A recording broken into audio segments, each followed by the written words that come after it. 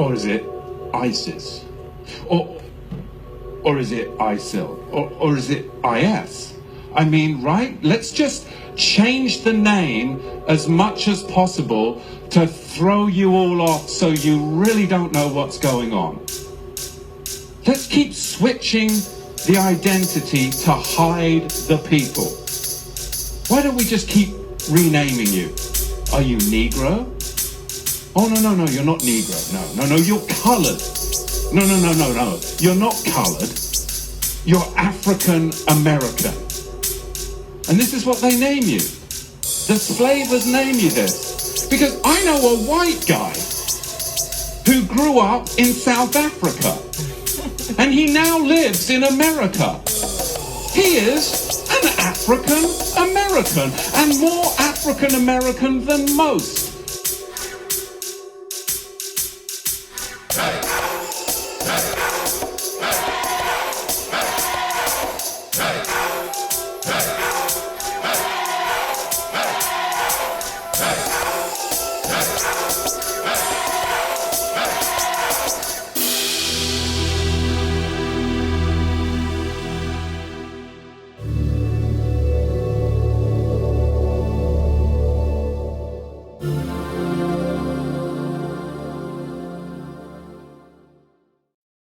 Heard of them, websites that promise to help you unlock your family history and find relatives you never knew you had. All you have to do is send in a kit with your DNA sample, usually a cheek swab. When one Metro family set out to confirm their family history, they got some unexpected results. So we sat down with an expert to find answers to the DNA dilemma.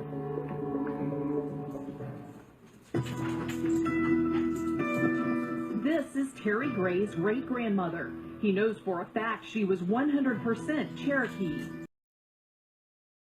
Visiting my great-grandmother when she lived on the reservation, when I was a small child, I know that they were Native American. So when Gray's oldest son, Skylar, decided to buy a DNA kit like the ones you see in TV ads and online, he was confident about what the results would show, even though his son doesn't look Native American. He looks more like his mother. He's light-complected, blonde-headed, and blue-eyed, and I'm obviously not. But after sending in their test kit, they were stunned to learn the results. His son's DNA showed no Native American heritage. In fact, it was 100% European. So how could this be when the Gray family knows its family background? Turns out, uncovering the genetic truth takes more than just a swab of the mouth. You really have to have an understanding of what the tests are that you're going to be purchasing. There are several sites online that offer DNA kits, 23andMe, Family Tree DNA, and Ancestry.com, to name a few. Prices for basic kits range from $99 to $199. Y chromosome tests are for men and only reveal lineage for the father's side. Mitochondrial chromosome tests are for women, which show heritage on the maternal line, mother's mother, and so forth. Men can also test for their mother's side, but women cannot test the father's line. Dr. Cassidy says this distinction is important. If you're doing a Y chromosome analysis, you're only going to be looking at your direct male lineage. Which may explain why Skylar's test didn't reveal his Native American blood. Skylar signed up for the 23andMe test. Dr. Cassidy believes only the Y chromosome test was performed, and Gray's Cherokee relatives are on his father's mother's side of the family. If you have a great-grandmother that's buried in your pedigree someplace that you know is Native American, then her contribution to your DNA is not going to show up in a Y chromosome test. Gray says he understands there are nuances to the testing. He'd researched how it works. The advertisements say you're going to find out who you are. The Grays already knew that, but it's nice to be able to know what, where you really are coming from, and it's the really true makeup of yourself before you go out and get a pair of lederhosen or a kilt.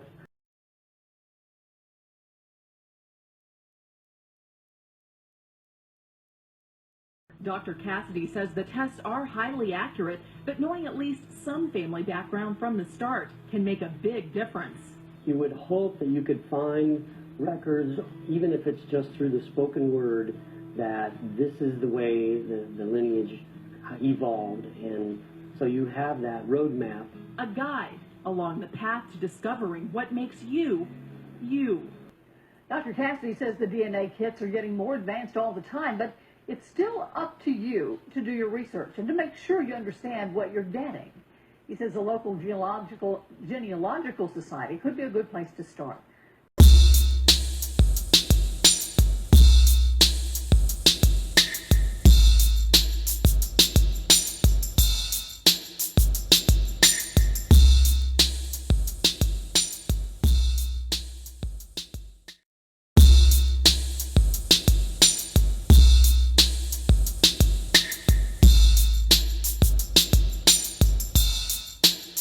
Late 1800s, there was something called the Dawes Rolls, which was basically a census that made records of people's ethnic backgrounds in order to determine which Native American tribes would get certain land allotments and other benefits. After slavery, many black people were associated with some of these tribes by bloodline, through marriage, through adoption, and even servitude. And because they were associated with these tribes, many black people were entitled to some of these benefits. The government did not want blacks to get these benefits, so they created a separate freedmen's list specifically for black people. They also started to list any full-blooded Native American who had African features as black because they didn't want them getting those benefits either. At the same time, they allowed white citizens to come in and pay money under the table to be listed as part Native American.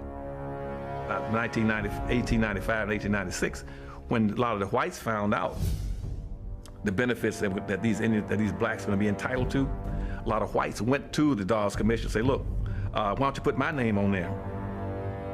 They said, but you're not an Indian. So that's what they said, well, I'll give you $5. So the rule got around, the posse got around that for $5 that a white could put his name on the Dawes Rolls and be called himself an Indian and be entitled to all these benefits, and all their children could be entitled to all these benefits forever. And so that became known as what's called a $5 Indian. And so if you go around now and check most of the Indians, the so-called Indians in America, about 90% of them are not even Indians. Those are just whites now who are passing as Indians. But they're getting all the benefits. And they're not paying any taxes, getting free college education. They put up a little reservation on the land that they don't live on. They have another home off and get all kind of benefits.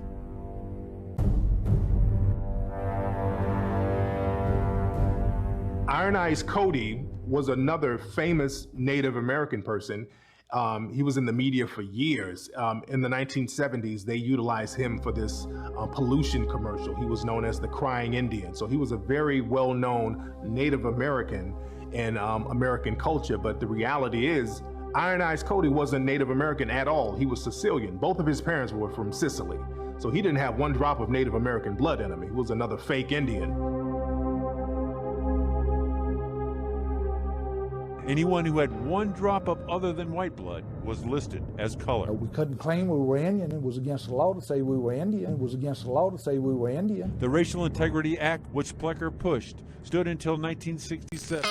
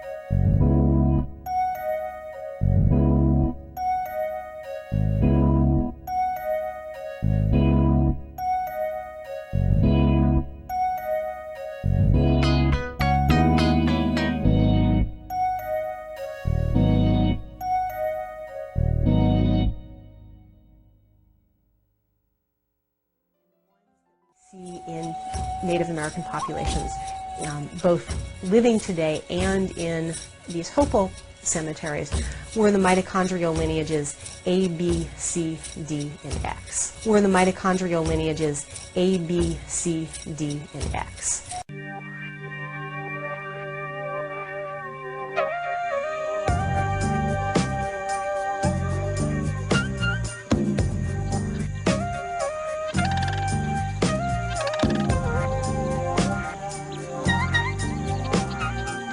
We are the Choctaw, the Muskogee Creek, the Seminole, the Chickasaw, and the Cherokee. We are the children of the mound builders and heirs to a civilization that followed drifting river trade routes from the Gulf of Mexico all the way to Canada. The town of Tahlequah in northeastern Oklahoma has only a recent place in our history, born from the Cherokee Trail of Tears, but it is a symbol of our survival. Today it is the capital of the Cherokee Nation of Oklahoma, a fitting place for representatives of our tribes to come together to discuss our histories and our future. For hundreds of years, scientists refused to believe that these great earthworks could have been built by Indians. They attributed the mounds to Viking explorers, to the lost tribes of Israel, even to the notion that our country had once been populated by a race of supermen, white men who built the mounds before they founded the great civilizations of Mexico. Scientists finally decided that the mounds had been engineered by Native Americans, but that the Mississippian culture had collapsed and disappeared in the 1500s. But we have always known that these were our relations. Our oral histories tie us to the mound builders and beyond. The migration to where we are now perhaps took thousands of years, I'm not sure, but it took a long time for our people to get here. Wait a minute, wait a minute. First of all, they don't look like Indians to me, and they don't look like Indians to Indians, and a lot of people are laughing at it.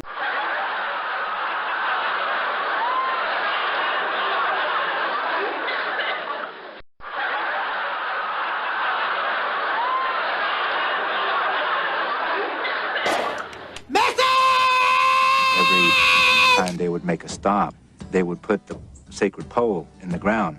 But the next day, as an example, this pole would lean towards the direction that the people are supposed to go. The pole would give them direction, and the people would march again. And people brought everything with them, including the bones of the ancestors. And the feeling, the understanding that I get from that is that they would never return to their place of origin as far as the migration is concerned. When they reached what we now know as Mississippi River, they planted a pole in the ground. It's our understanding that a storm came, biblical proportions, and yet the next day this pole stood straight up. And since that time, we've always been where we are today, our ancestral homeland in Mississippi. Tabitit abachikiyahe. Tabitit abachikiyahe. Our people, when they built the mounds, they put this sacred pole down, and the spirit gave them this song, and as long as they sing the song, the sacred pole would always stand straight toward the heaven. Tabitit abachikiyahe.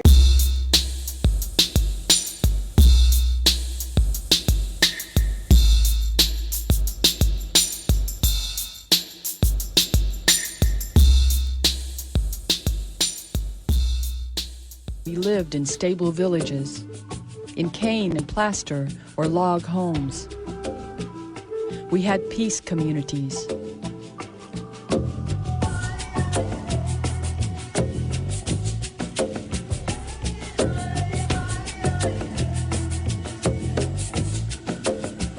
We held a wide expanse of land in common with many tribes for hunting and fishing, and this the Europeans never understood. Lehi isn't the only ancient Israelite thought by some to have made it to America. There is other lore that one of the 10 lost tribes of Israel, exiled by the Assyrians in 700 BC, also ended up in the New World. Either scenario ends with the same assumption, that ancient Jewish people are the ancestors of some Native Americans. We are a Jewish people by race and by culture. All of our ceremonial days are exactly the same time as the Jewish people, and that cannot be of any accident or any coincidence at all. They don't look like Indians to me, and they don't look like Indians to Indians, and a lot of people are laughing at it. Light-skinned, members of the Central Band of Cherokee don't look like many Native Americans. Cherokee started mingling with white settlers much earlier than other North American tribes, as early as the 1600s. That's one possible explanation for their skin color. But could another be that they don't have origins in Asia, like most Native Americans do? So strong is the Central Band's belief that they have Jewish ancestry and origins in ancient Israel, they set out to prove it by blood. But we knew that DNA would play a major role in this proof or disproof. So we've done a considerable amount of DNA testing with family tree DNA. We do a multitude of things. We connect people both genealogically and anthropologically to their ancestors. We're also able to determine someone's deeper ancestry, what we call their anthrogenealogical information. And what that does is that tracks the individual back not hundreds of years as we do in genealogy, but thousands or tens of thousands of years. Everybody needs to suit up. Chief Sitting Owl's blood was tested along with the blood of 89 other members of the Central Band of Cherokee for assignment into what's called a haplogroup, or group of people with a common DNA sequence. Jewish people typically fall into one of 4 haplogroups. A great amount of our beliefs and practices are Jewish. We have the historical record that comes from the oral history. But will they have the blood evidence? Because of our heritage going back to these same people that became the Cherokee known today. Except Family Tree DNA says the results of Chief Sitting Owl's tests are in, and they are problematic in proving Jewish ancestry. As far as testing has been done with us, I see no connection to any ancient Hebraic or Jewish populations whatsoever.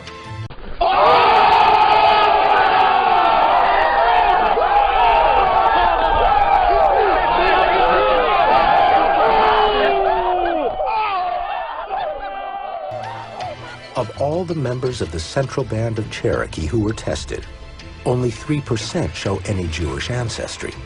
Not enough to prove an ancient Hebrew heritage for the people in Chief Sitting Owl's tribe.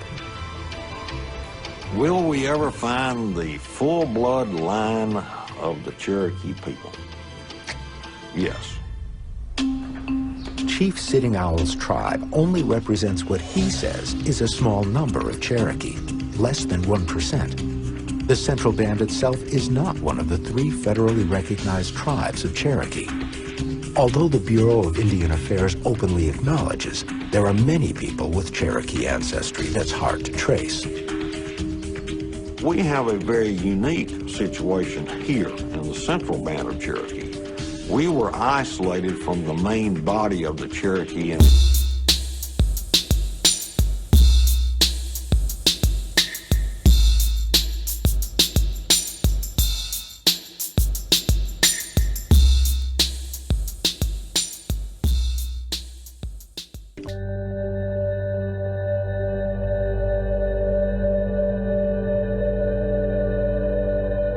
in Florida, a group claiming to be a Cherokee Nation participates in a dance.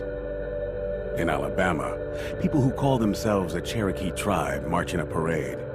In Texas, a group who have declared themselves a Cherokee Nation performs a ceremony. What these 3 groups have in common is that none are federally recognized. They are fraudulent Cherokee tribes, and they are just a few among many.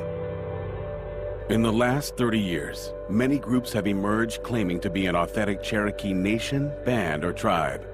Although some of their members may have Cherokee ancestors, these groups are associations and are not legitimate tribal governments. Almost all of these groups misrepresent Cherokee culture. Some sell spiritual advice, non-Indian art, and non-Cherokee crafts. A few have tried to open casinos. Several groups have interfered with federal and state laws. Their claims of authenticity has led to confusion among the general public. Organizations and schools have been deceived. Government officials do not know if these groups represent real Cherokees.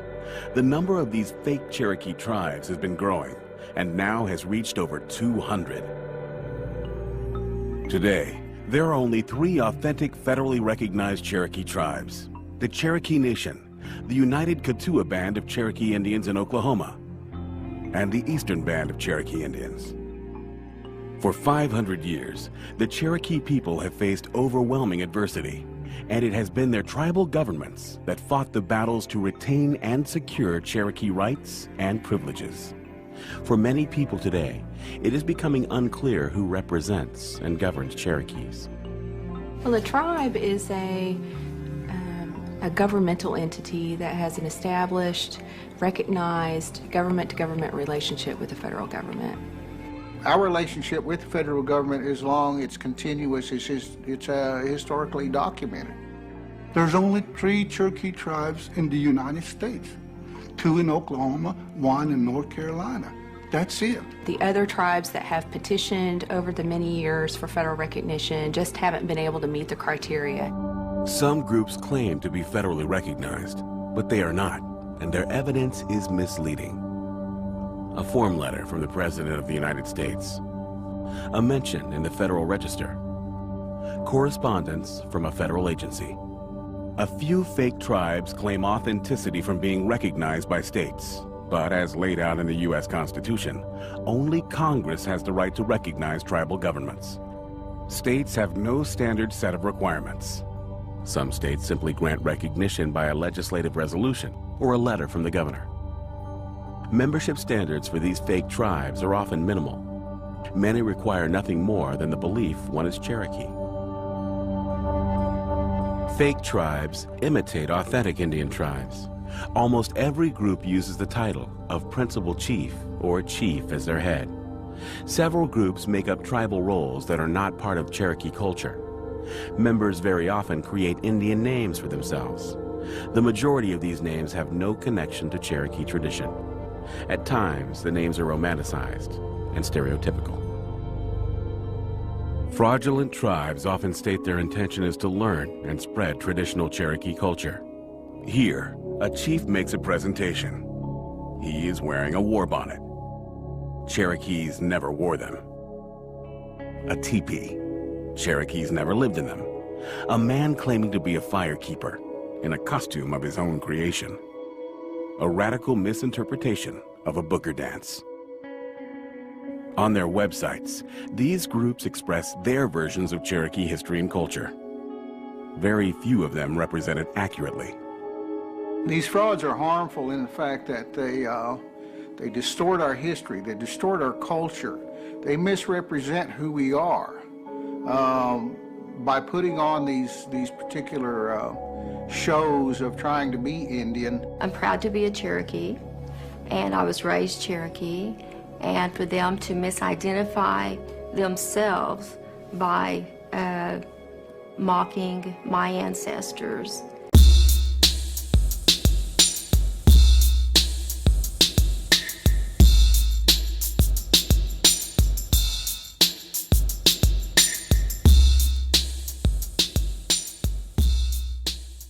Is just wrong, and it's heartbreaking. Many of these fraudulent groups use deceptive practices to take advantage of the rights and privileges reserved for real tribal governments. One group sold counterfeited automobile license plates.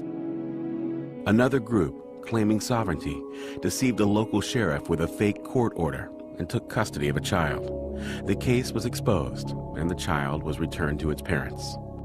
Several have tried to open illegal casinos. Another fraudulent tribe sold tribal memberships to illegal immigrants. They sold 10,000 membership cards for anywhere from $50 to $1,400. One fake tribe illegally channeled money from a government grant to schools for each student enrolled in their fake tribe. They charged $120 for memberships, and no proof of Indian ancestry was required. We have people out there who are scamming other people for thousands and thousands of dollars. But what really concerns me about groups that aren't legitimate is the damage they can cause, not only in outside parties and governments listening to them in terms of making federal policy, state policy, local policy, but also interfering in people's lives. To me, they're stealing our history, our culture, and that rightly belongs to the Cherokee people.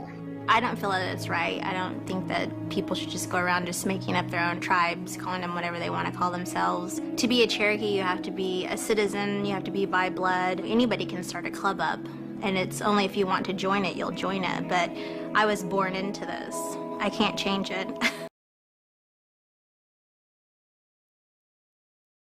Starting with the Book of Nephi, the Book of Mormon tells a historical story about a Hebrew family that flees the city of Jerusalem around 600 BC. The father's name was Lehi. 1 Nephi chapter 5 verse 14 says of Lehi that he knew that he was a descendant of Joseph, yea, even that Joseph who was the son of Jacob. Though he was younger, Lehi's son Nephi was the most righteous and therefore became the leader of his rebellious brothers. Nephi records in 1 Nephi chapter 17 verse 8 that, "The Lord spake unto me, saying, Thou shalt construct a ship after the manner which I shall show thee, that I may carry thy people across these waters." After the ship was completed, Nephi says, "We did put forth into the sea, and were driven forth before the wind towards the promised land." In verse 23, Nephi describes the final leg of the year-long journey. He writes, "After we had sailed for the space of many days, we did arrive at the promised land." The notes at the bottom of the page suggest that this Hebrew remnant landed in the Americas about 589 BC. Most LDS scholars have taught that Central America was the landing spot for Lehi's family.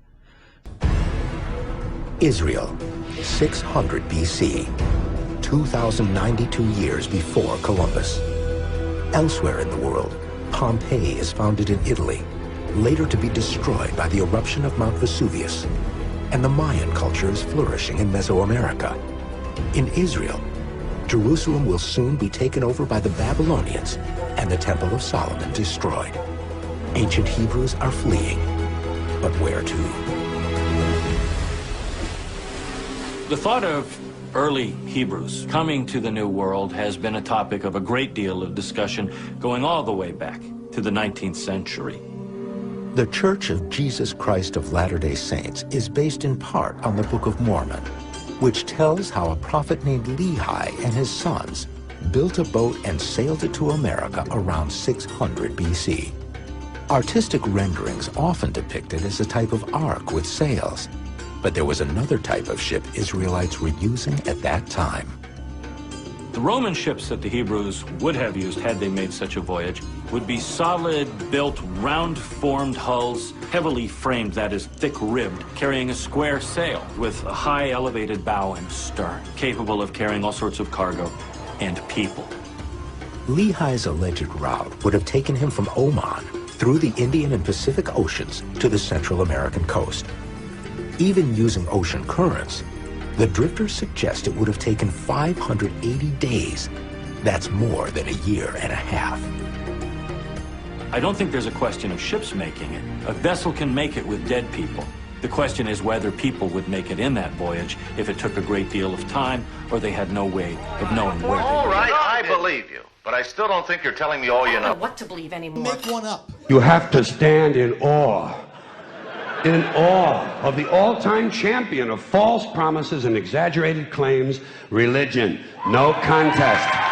No contest. Think about it. Religion has actually convinced people that there's an invisible man living in the sky who watches everything you do every minute of every day. And the invisible man has a special list of 10 things he does not want you to do. And if you do any of these 10 things, he has a special place full of fire and smoke and burning and torture and anguish, where he will send you to live and suffer and burn and choke and scream and cry forever and ever till the end of time. But he loves you.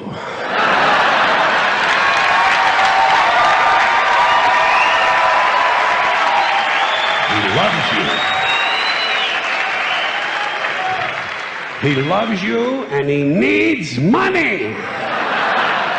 He always needs money. He's all powerful, all perfect, all knowing, and all wise. Somehow, just can't handle money. Religion takes in billions of dollars. They pay no taxes, and they always need a little more. Soon after arriving in the Americas, a division happened between Nephi and his oldest brother Laman. From this division, two separate nations emerged. Those who followed Nephi had God's favor and were called Nephites. 2 Nephi 5:21 describes the Nephites as being white and exceedingly fair and delightsome. The Book of Mormon teaches that the Nephites were a sophisticated people who grew into a large civilization. Helaman 3:8 describes how the Nephites populated the American continents when it says they began to cover the face of the whole earth, from sea south to the sea north, from the sea west to the sea east. Mormon 1:7 says of the growing Nephites, the whole face of the land had become covered with buildings, and the people were as numerous almost, as it were, the sand of the sea. In all, the Book of Mormon mentions a total of 38 Nephite cities. The other nation grew from the people who followed Nephi's rebellious older brother Laman. They were now called Lamanites. 2 Nephi 5, verses 21 and 24 says of the rebellious Lamanites that the Lord God did cause a skin of blackness to come upon them, and because of their cursing which was upon them, they did become an idle people, full of mischief. The Book of Mormon at times describes the Lamanites as being even more numerous than the Nephites, but far more primitive. The Lamanites are said to have lived in tents in the wilderness and hunted wild beasts for food. The Lamanites and Nephites fought against each other for centuries. By the year AD 326, the general of the Nephite army was a man named Mormon. In Mormon 6:2 he writes, "And I, Mormon, wrote an epistle unto the king of the Lamanites, and desired of him that he would grant unto us that we might gather together our people unto the land of Cumorah, by a hill which was called Cumorah, and there we could give them battle." In the final battle on the hill Cumorah, the Lamanites completely destroyed all of the Nephites. Only Mormon's son Moroni escaped alive. After the battle, Moroni described what happened in Mormon chapter 8, verses 2 through 9. He says, "After the great and tremendous battle of Cumorah, behold, the Nephites who had escaped into the country southward were hunted by the Lamanites, until they were all destroyed. And my father also was killed by them, and I even remain alone to write the sad tale of the destruction of my people. For there are none save it, be the Lamanites and robbers, that do exist upon the face of the land." The story ends with the Lamanites being the sole surviving race of people that had come from the Hebrew immigrants of Lehi's family. This is why the title page in the Book of Mormon states, "Written to the Lamanites, who are a remnant of the house of Israel," and why the introduction page in the Book of Mormon concludes that, after thousands of years, all were destroyed except the Lamanites, and they are the principal ancestors of the American Indians. This explains why the man named Joseph Smith who said he found and translated this historical story from ancient plates into the Book of Mormon, said of the Lamanites in 1842 that they were principally Israelites of the descendants of Joseph, and that the remnant are the Indians that now inhabit this country. And can I just say one thing? You Mormons, you have pretty odd views on Indians. That they're dark-skinned and cursed, so why you want to be in business with us, huh? We're not really Mormons, and I'm not sure that's really part of the deal anymore. Well, that's right, Margie, it's not. Yeah, but you believe in Book of Mormon, yeah? Yeah, and in Book of Mormon it says very specifically that Indians are lonesome, dark-skinned Lamanites. And just in case you didn't notice, Jerry is Indian, so is he going to have to be turned white and delightsome? Well, I don't know about that. I mean...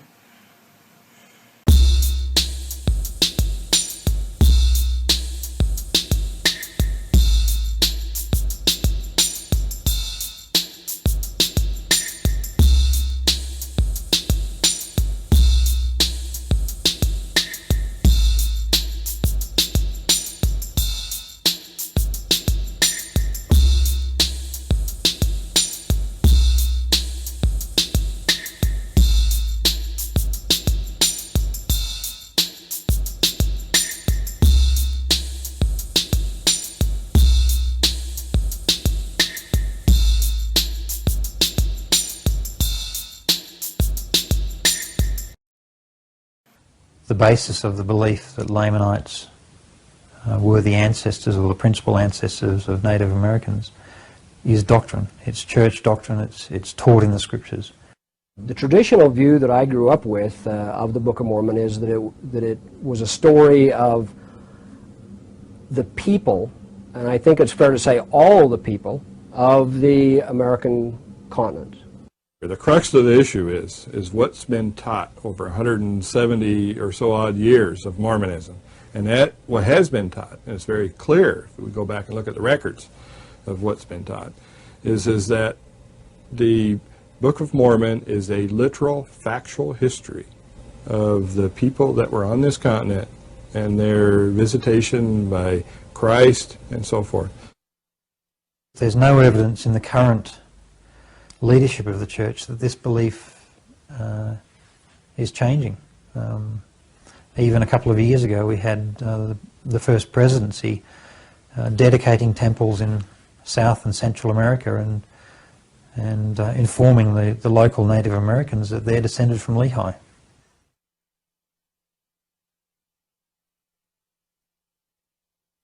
Recently, new inroads in the research on human DNA has allowed scientists to determine the relatedness of different populations around the world.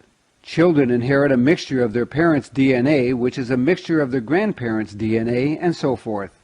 With each subsequent generation, that DNA becomes increasingly mixed and blended with DNA from other ancestors.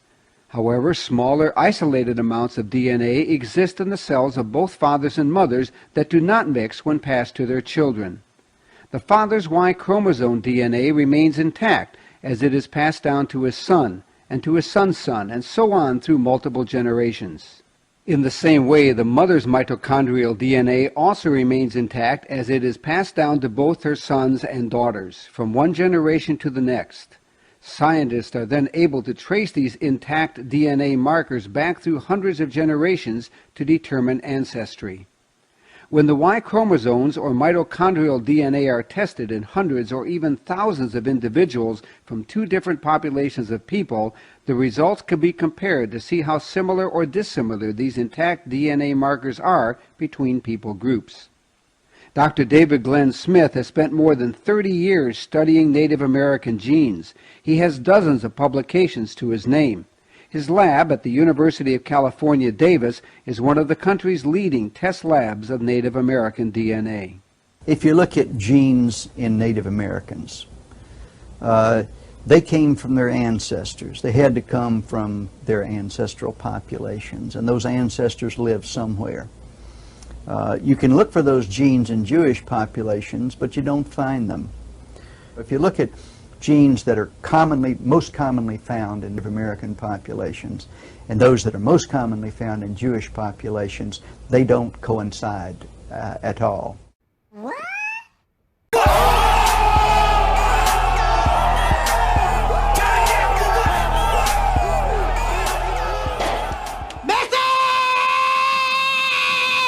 Perhaps DNA science can settle once and for all the biological question of who, for example, the Hopewell mound builders were. We can use DNA to help us reconstruct the past and the history of different populations because your DNA is passed down from your parents from generation to generation. There are certain types of DNA in particular that are very useful for reconstructing population prehistory.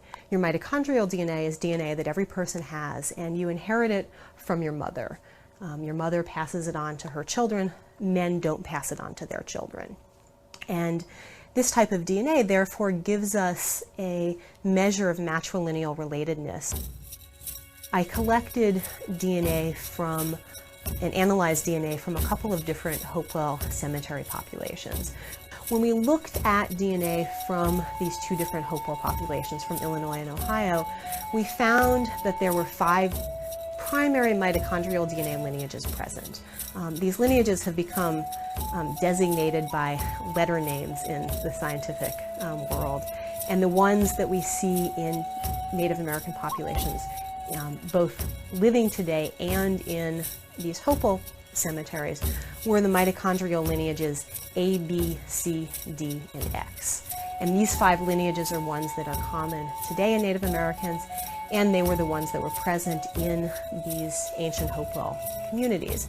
When we look at the distribution of haplogroup X in the Americas, we see that it's present in about 3% of all Native Americans, but it's more common in some populations. In particular, peoples who live in the upper Great Plains exhibit much higher frequencies of haplogroup X, sometimes up to 25 or 30 or even 50% in some samples that have been studied.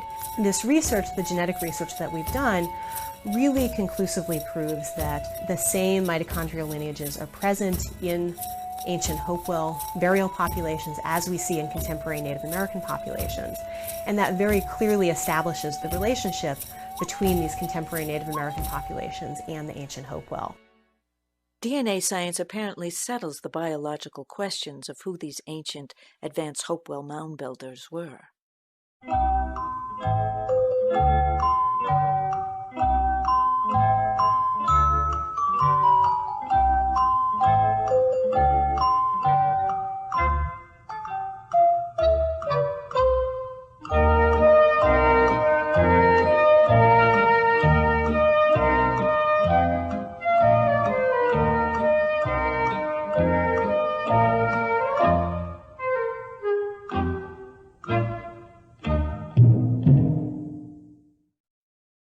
Probably like many others in the LDS Church, I used to just assume that the Book of Mormon took place in all of the ancient Americas. I thought it was obvious that South America must be the land south, North America must be the land north, and Central America must be the narrow neck of land connecting the two. But almost all of the evidence in the outline I showed you is only in North America, particularly the eastern half of the United States and lower East Canada.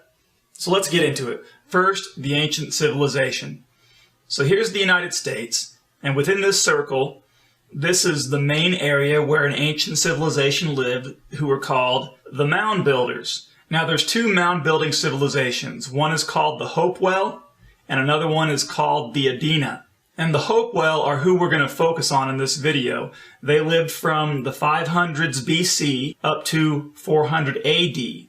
Now the Adena, they lived much earlier than the Hopewell. They lived from the 2000s BC right up until about the beginning of the Hopewell. And they lived more near the Great Lakes, but there are traces of the Hopewell and the Adena all throughout the circle and even out west in the western part of the United States area. But before we get talking about them, I just want to explain where the name came from. The name Hopewell has nothing to do with this civilization. The reason why they're called Hopewell is because the very first official archaeologic excavation that was done on the Hopewell mound builders was in 1891 on the property of this guy right here. This guy's name is Mordecai Hopewell. Now, there were many excavations done on the mound builders long before 1891, but the United States, as a brand new country, really didn't have an archaeologic organization until much later. And so that's why in 1891 it was the first official archaeologic dig.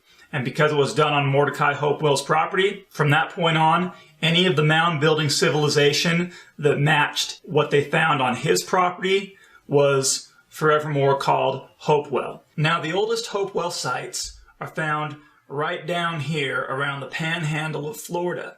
Those date back to the 500s BC. Now, there's also some other areas that date back to the 500s BC, as you can see right up here along the Atlantic coast, then also in Tennessee, and also up here in Iowa. These are all areas where there are Hopewell sites that date back to the 500s BC, again with the very oldest being right there around the panhandle of Florida. And throughout the centuries, they spread all around this eastern half of the United States and lower east Canada. And then the Hopewell civilization gets smaller and smaller until they end right here in New York around 400 AD. The Scioto River in Ohio was once a major waterway for a people who left their mark on the land by building great structures of earth. Embankments, ramparts, ditches, and mounds.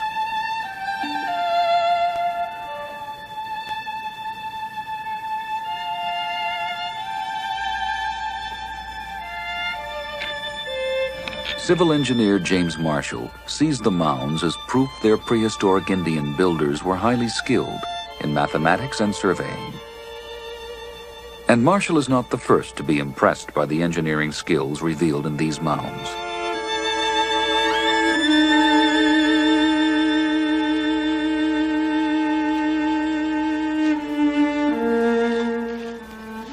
Over a century ago, these same earthworks were surveyed by two citizens of the nearby town of Chillicothe, Ohio. But Ephraim Squire and Edwin Davis saw the mounds not as proof of the skills of their Indian builders, but as proof instead that the Indians could not have built them. That the mounds were the work of a wondrous and tragically vanished civilization, a lost race. The mounds and the great geometric banks of earth have been changed by time. And so too have the stories white men have told about them.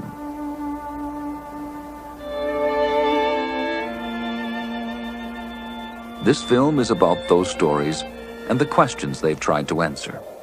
Who built the mounds? How? And why?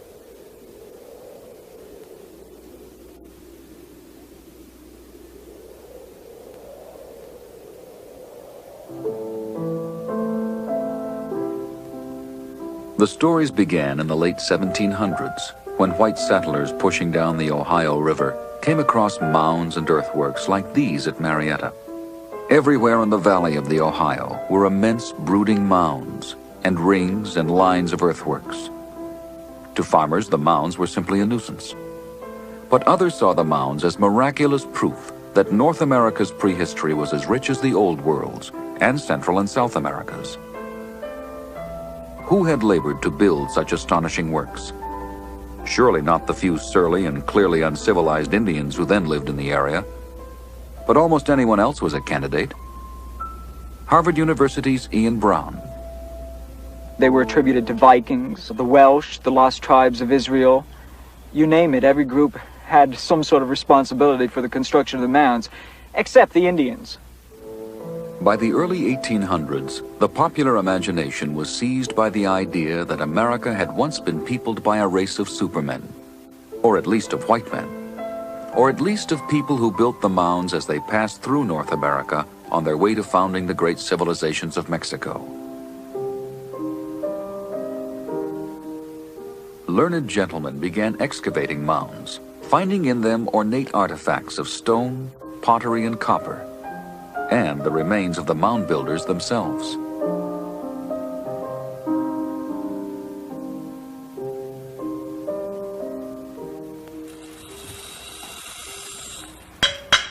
It was skulls excavated from mounds in Tennessee and Mississippi that in the 1830s became the object of the first scientific attempt to answer the question, who were the mound builders? Dr. Samuel Morton of Philadelphia was devising ways to measure skulls. Filling a skull with mustard seeds was the first step in the most important measurement, skull volume. Morton's goal was to use skull measurements to reveal the differences between races. But his comparison of mound builder skulls with those of modern Indians showed them to be almost identical. The only conclusion was that mound builders and Indians were the same race. Perhaps embarrassed by this finding, Morton devised two major tribes within this single race.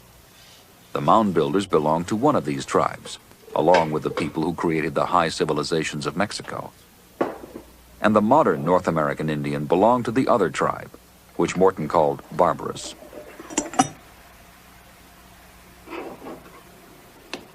So he managed to fit his facts to the popular view that the mound builders were not the ancestors of the modern Indians, who were clearly uncivilized savages.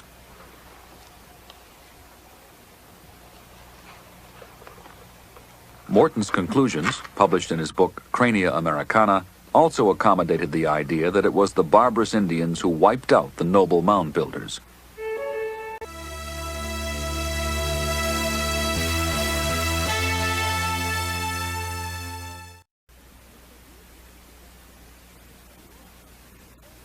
These maps became a priceless record of the mound builders' astonishing achievements. For even by the 1840s, the earthworks were rapidly disappearing beneath the farmer's plow.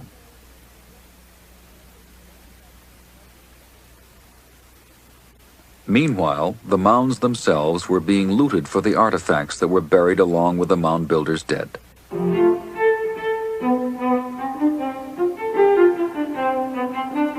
Artifacts like these exquisite stone pipes, carved in a style much more suited to white Victorian tastes than the carvings of contemporary Indians, again confirming the mound builders' superiority.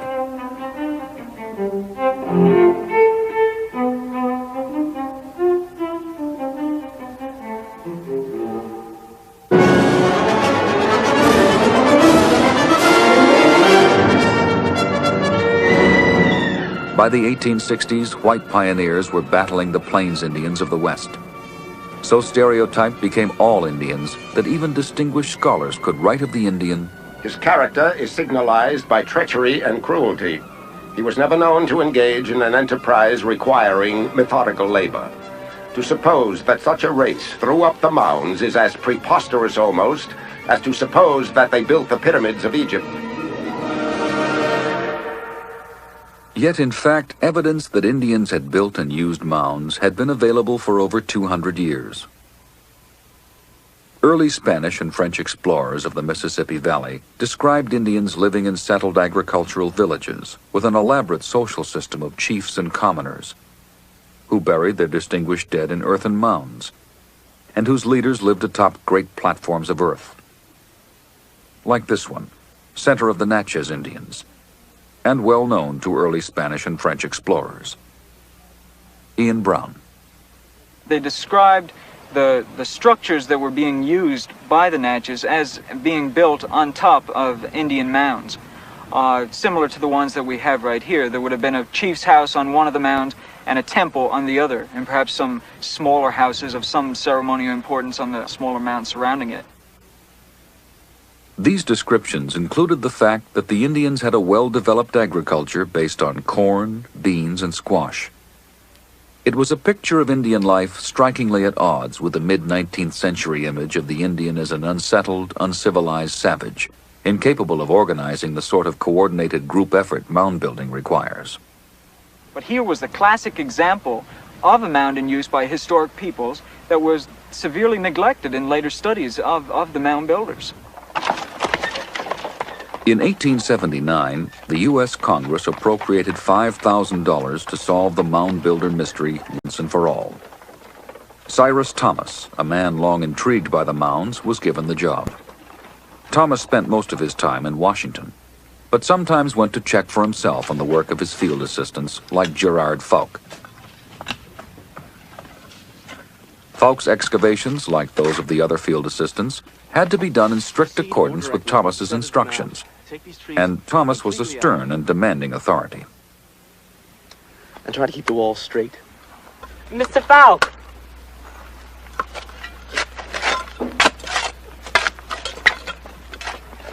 Yet the finds made by Thomas's army of field assistants confirmed instead that the theory owed more to wishful thinking than to the facts.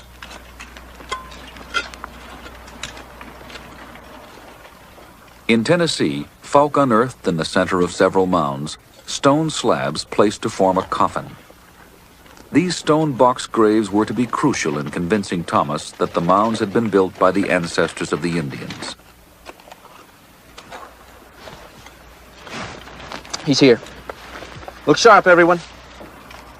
But Thomas did not rely solely on the excavations of his field assistants. He also paid attention to the historical evidence that had been for so long ignored. Good morning, Dr. Thomas. Morning, Mr. Falk. Welcome. Thank you. Good to see you. Yes. Thomas began establishing links between historical accounts of Indian societies and the discoveries being made in mounds. Stone box graves especially intrigued him. Very slowly, very gently. Lift the lid.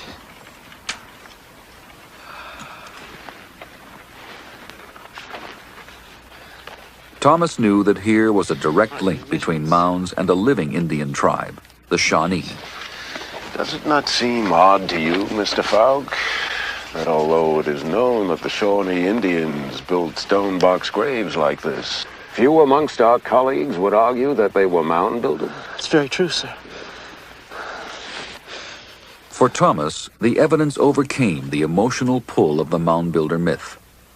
His discoveries needed no lost tribes or fabulous civilizations to explain them.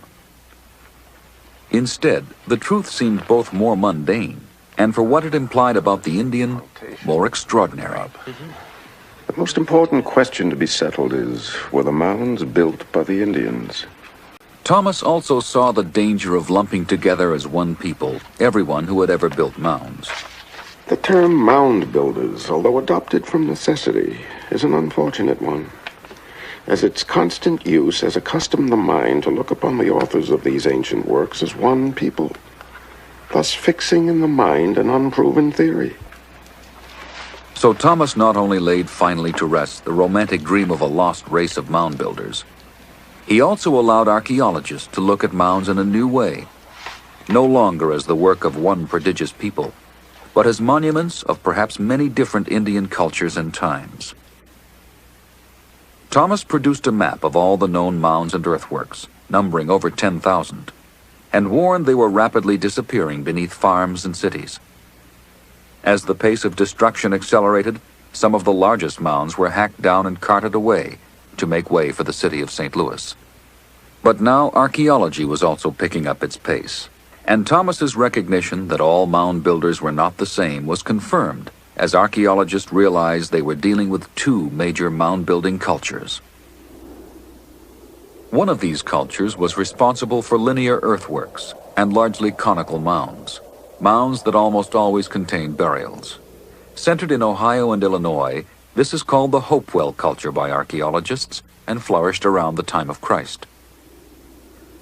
The second major mound-building culture constructed much larger mounds, often square or rectangular in outline and with flat tops.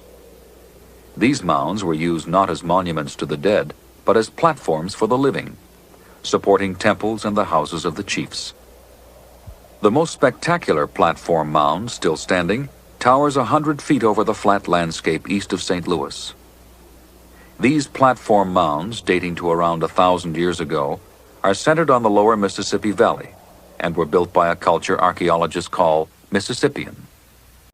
One major excavation is concentrating on a group of burial mounds directly in the path of the road. In charge of this part of the program is Northwestern University's Jane Bykestra. Here we've walked into the middle of a 2,000-year-old mound. What we have here is a trench that we've excavated, expanding upon a trench that was dug about 50 years ago by parties unknown who would have been looking for artifacts deep within the mound. For instance, this is an example of a type of object we might expect to find with those individuals buried in the center of the mound. It's a Hopewell bowl, dates to about 150 AD, and as you can see is a very finely crafted item, typical of the kinds of things, the pipes and the points and so forth, we might find in the central part of the mound. Buried with the honored dead of the Hopewell people was an extraordinary variety of artifacts, distinguished not only by their beauty, but also by the diversity of the materials used to make them. Copper, as in these ear spools, from the Great Lakes. Pearls and shells from the Gulf Coast. Mica sheets from North Carolina. And from as far away as the Rocky Mountains, obsidian. So striking are these artifacts and the extensive trading network they suggest that until recently archaeologists regarded all Hopewell people as a single culture. It was simply an error of the way archaeologists worked. They wanted to find artifacts, and the way to find them was to dig a hole right down in the middle of the mounds. And if you dug there, you found these beautiful artifacts, and the ones in Ohio and the ones in New York and the ones in Kansas looked alike, and therefore it must be one people. Just as if you dug an icebox up in Saudi Arabia, you dug one up in Chicago, it must be one culture, right? This is Monk's Mound. It's the largest prehistoric man-made structure north of Mexico. Covers about 14 to 16 acres, and it contains about 22 million cubic feet of dirt. Monk's Mound is the largest in a group of mounds at Cahokia, east of St. Louis. It was probably built over a period of 200 years, between about 900 and 1100 AD. It is the most spectacular structure remaining from the second great mound-building culture, the Mississippian. It was a platform mound, its top the focus of Mississippian society. Are you ready? Yeah. Ta-da! It's a cigar store Indian! Read the card! That's very nice. Thank you very much. Read it out loud. I don't think so. We had a little fight this afternoon. Let's bury the hatchet. We smoke 'em peace pie. You know, it's late. I really should go. I don't blame you, Winona. Hey, Are you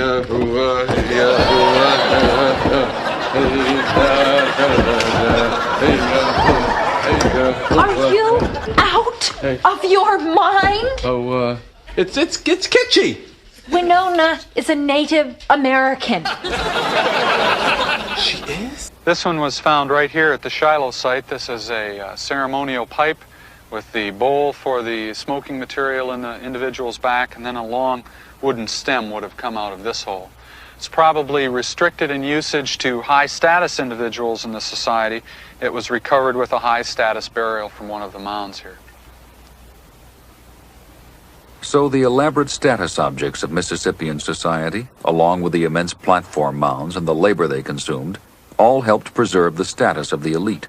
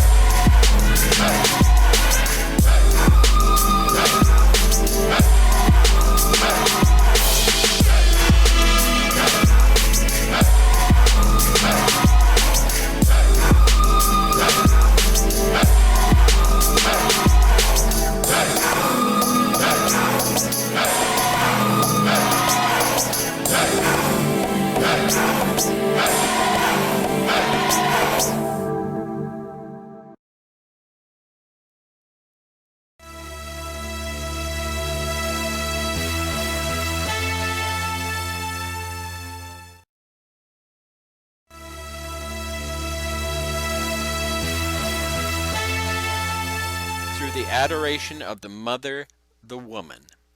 This has been implanted through the thought process of this unseen group of thinkers. From the void and emptiness of nothing, thought conjured up something. Within this grouping of the father proton, the son neutron, and the mother electron, the whole of everything is formed. This is the first atom, the beginning in the womb of thought. This is the matrix womb. Thought formed this energy that glowed as an electrically charged atom. This glow, in turn, produced light. What you see in front of you is a two-dimensional representation of the atom symbol that represents a ray of light. This was created or conjured up by thought.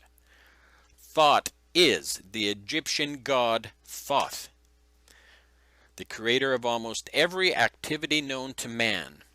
Thought is spelled T-H-O-T-H. This god is responsible for the alphabet, writing, speaking, the sciences, religion, you name it, and thought is responsible for it. The Egyptians credited thought with the words of science, religion, philosophy, and magic. The Greeks credited thought as the inventor of astronomy, astrology, the science of numbers, mathematics, geometry, land surveying, medicine, botany, theology, civilized government, the alphabet, reading, writing, and oratory. Thought was the true author of every work of every branch of knowledge, both human and divine. This concept of thought as the Egyptian god Thoth has its counterpart in Greek mythology as Hermes, and to the Romans his Mercury. These are just different names for the same god. El, spelled E-L, is mentioned as the father of all gods in Egyptian mythology. El is the inspiration for the term electricity. Electricity is produced by the elect lady, the electrons of the atom. All those who were faithful to this god El, the god of matter, became the elect, the chosen and faithful. These were the saints of God who were promised riches and power and would rule and reign with El if they would just put their faith in him.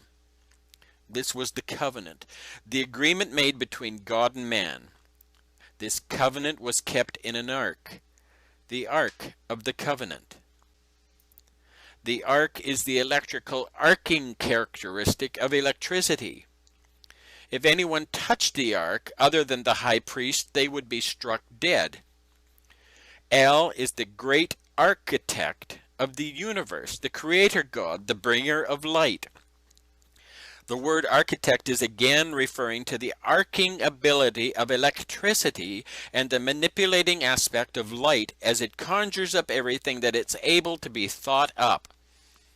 As demonstrated, everything in this three-dimensional existence is the result of thought. Thought was inspired by El, the father of all gods.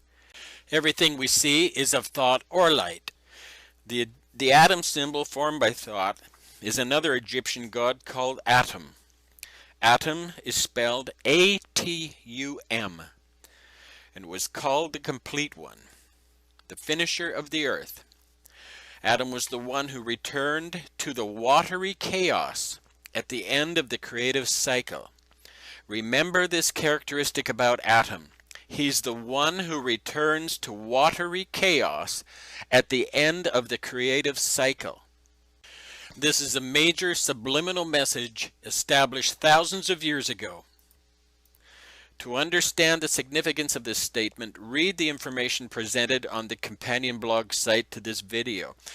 The interconnection to the global warming scenario is presented at length. The address is illuminatimatrix.wordpress.com or go to briankemela.com and click on Illuminati Matrix. This is the first man, woman, the first Adam. Adam and Eve are the names given to the two reproductive characteristics of the atom and the light. Adam refers to the atom form, and Eve refers to the light emanating from that form. Eve is the dawning of creation, the coming of the light. Eve is likewise the evening, the end of the light. This symbolizes the beginning and the end, the Alpha and the Omega of the bringer of light. Adam and Eve together are symbolic names for the electrically charged atom symbol, which in turn symbolize the light bringer, the bright morning and evening stars. Together they represent the creator of light, the creator god called Lucifer, who is the light bringer. The Adam and Eve that formed the light formed the lie or deception created by the light. The light is the lie. This lie is the eye of the illuminated ones or the enlightened ones. This is the all-seeing eye. In this way, Eve, the symbolic morning and evening light, produces the physical light, which is the ability to see. The ability to see in this three-dimensional existence is produced by the electricity contained within the atom. We are further told that thought gave birth to Nefertum. He was a type of young Adam. Nefertum was referred to as the sunrise, which means he who is beautiful. This corresponds to the concept of Lucifer, the bright and morning star, who led the way for the sunrise and the approaching dawn. You can see from all this mythology that it is firmly entrenched in the structure of an atom symbol. The atom symbol was conjured up with just the slightest notion of thought from the Egyptian sun god Thoth. The light now fills the earth with its rays. This is yet another Egyptian sun god called Re, or Ra, or again Amun-Ra. This name, like the names of all the Egyptian gods, are inspired by the form of the atom symbol. The atom symbol is the oldest sex ritual symbol in the world, and if you look closely at it, you'll see that the six-pointed star is formed by the intersecting lines of the electron orbits. The six-pointed star is also referred to as the oldest sex ritual symbol in the world. The six-pointed star is the star of Lucifer, the star of God, and the star of David, the divider, the duality god, and is the star of Israel. What has just been demonstrated is how everything was conjured up through thought. If you noticed, the words of the functioning elements in this demonstration and the names ultimately given to the different characteristics used sounded similar to each other. This is the basis and nature of manipulation. These similarities, although different, are close enough to send a message to our powerful subconscious reasoning, convincing us to register a certain thought, even though we're unaware in a total sense of what that thought is. This is called subliminal messaging. It is the foundation and the basis for the total manipulation and disconnection of all humanity from reality. This is the tool used by the Luciferian egregore of thinking beings to bring all of humanity under total control, to make us servants subject to lunacy, thereby causing us to relinquish our strength and freedom that these Luciferian thinkers might reign as God. It's this knowledge called Kabbalism, the ability to manipulate matter one molecule at a time, that the elite of the world have used to perpetuate the kingdom of these fabricated gods on earth. Thinking themselves to be the saints of God, the elect, and the divinely appointed rulers of humanity, they apply the principles of subliminal messaging taught to them by the Luciferian group of thinkers through the intellectual institutions of the world, thereby creating a hypnotic trance in which all of humanity flounders around in confusion.